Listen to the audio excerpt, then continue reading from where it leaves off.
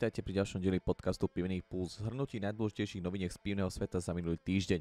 Na úvod začneme správu o klimatickej zmene, ktorá ohrozuje produkciu a kvalitu chmelu. Rast teplôt a stále častejšie suchá minulých rokov viedli a ďalej vedú ku znižovaniu výnosu aromatického chmelu v tradičných chmeľarských oblastiach v Európe. Zároveň sa s výnosom znižuje obsah alfa-horkých látok, ktoré určujú chuť a horkosť piva. Predpokladaný pokles výnosu do roku 2050 je medzi 4 až 18% a obsah alfa-horkých látok o 20 až 31% oproti súčasnosti. Pivovar Martins z Martina obohatil svoju ponuku o nealko pivo, oznámil to na svojom Facebooku. Rodinný pivovar Bernard dáva v limitovanom množstve na predaj tzv. New Make svojej budúcej whisky. V dispozícii je 460 fľaš.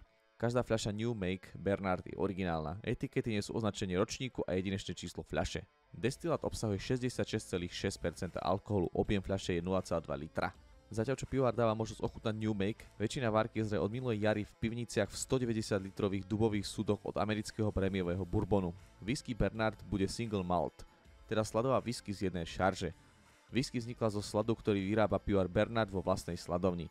Než whisky uzrie svetlo sveta, najmenej 3 roky zrie v sudoch. Experimentálny plzeňský pivovar Proud je oficiálnym dodávateľom piva pre 25. ročník Pražského medzinárodného festivalu Design Block. Partnerstvo potrvá minimálne do roku 2025. Najväčšia prehliadka dizajnu a módy v strednej Európe sa tento rok koná v 3 exkluzívnych priestoroch v Prahe. Dizajn je pre náš pivovar kľúčový od samého začiatku. Považujeme ho za jeden z kľúčových prvkov na veľmi saturovanom trhu pív z menších pivovarov, uviedol riaditeľ pivovaru Proud Michal Škoda. Heineken, jedna z najväčších pivných spoločností na svete, má za cieľ vytvoriť udržateľnejšiu spoločnosť pre svojich zákazníkov a planétu. Spustenie virtuálneho nápoja v metaverze, varenie ľahšieho piva, využitie sily humoru v marketingových kampaniach sú len niektoré zo spôsobov, ktorými sa Heineken snaží spojiť s chuťou mladých spotrebiteľov.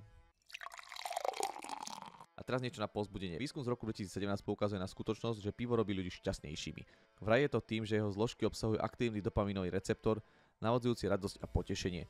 Preukázané je to, že striedmá konzumácia chmeľového moku pôsobí ako prevencia pred Alzheimerovou chorobou, pričom prospieva srdcu, obličkám a na počudovanie aj mozgu. Jeho rozumná spotreba taktiež obmedzuje pravdepodobnosť diabetu, zatiaľ čo zabraňuje množeniu škodlivých baktérií spôsobujúcich zubný plak a kas. Tlmý zápaly a pozor môže prispievať aj k dlhovekosti. To je na dnes všetko, na zdravie a zase o týždeň pri ďalšom dieli Pivného pulzu a nezabudnite, čo je pre pivo dôležité, vypiť ho.